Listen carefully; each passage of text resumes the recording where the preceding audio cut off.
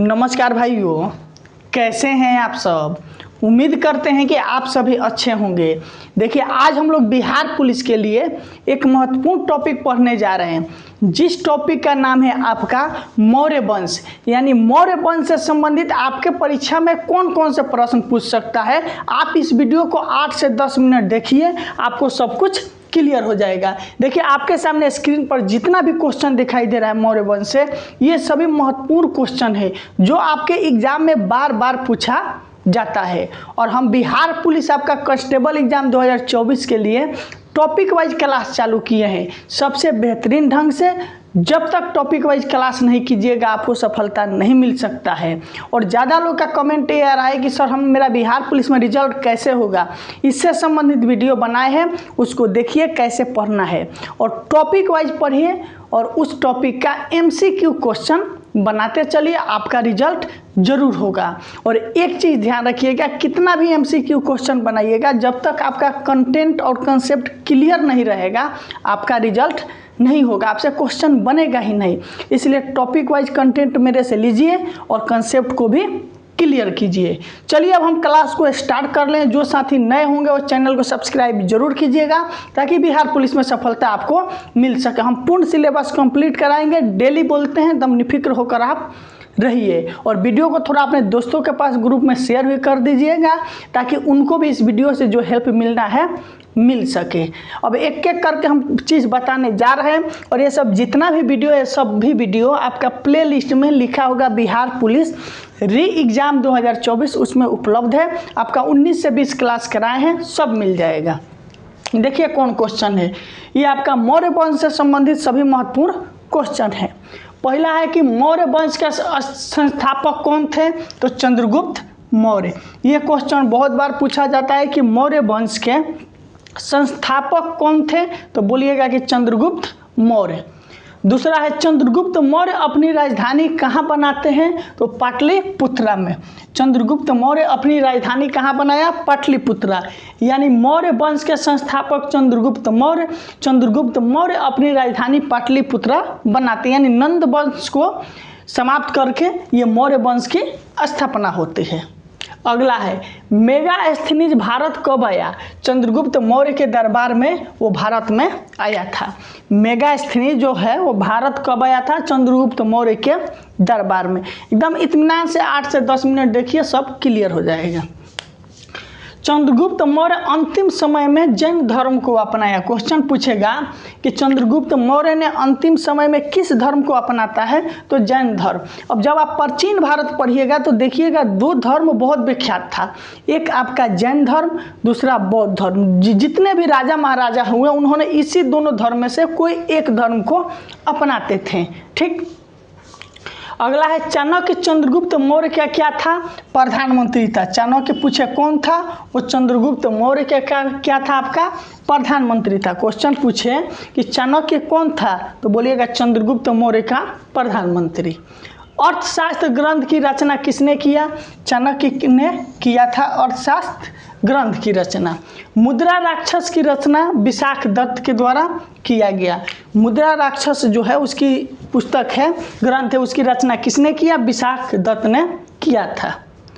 अगला क्वेश्चन है Megasthenes Seleucus Nicator का राजदूत था। पूछे मेगास्थनीज कौन था जो चंद्रगुप्त मौर्य के दरबार में आया था, सेल्यूकस निकेटर जो है उसका राजदूत के रूप में आया था।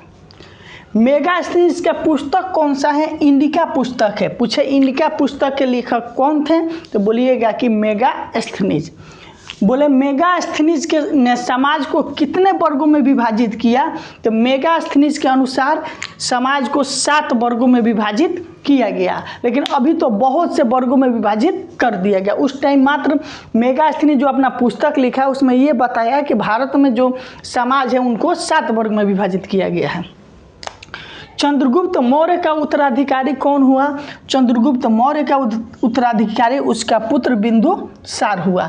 यानी चंद्रगुप्त मौर्य का उत्तराधिकारी पूछे कि कौन हुआ, तो उसका पुत्र बिंदुसार। बिंदुसार आजीवक संप्रदाय को मानता था।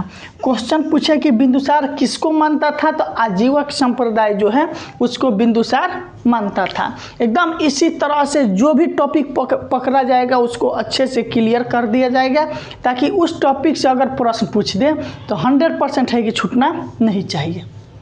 अब है बिंदुसार के बाद मौर्य वंश का शासक कौन बना, तो अशोक। देखिए मौर्य वंश की स्थापना पूछे, चंद्रगुप्त मौर्य। चंद्रगुप्त मौर्य के बाद बिंदुसार। बिंदुसार के बाद कौन शासक बनता है, अशोक।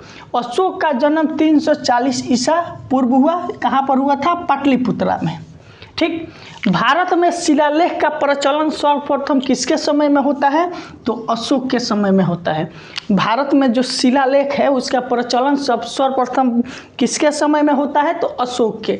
देवा नाम प्रियदर्शनी अशोक को कहा जाता है। देवा नाम प्रियदर्शनी किसको बोला जाता है, तो बोलिएगा कि अशोक को।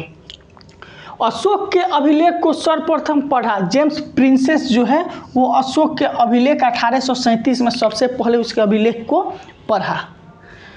अगला क्वेश्चन है कि कलिंग युद्ध कब होता है, 261 ईसा पूर्व अशोक के समय में कलिंग युद्ध कराया जाता है।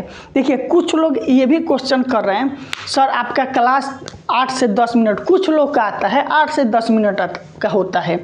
ये बताइए अगर हम इस क्वेश्चन को एक एक चीज़ को लिख कर पढ़ाएंगे तो ये क्लास कितने समय का होगा, आपका मिनिमम 50 से 60 मिनट यानी 1 घंटा लगेगा।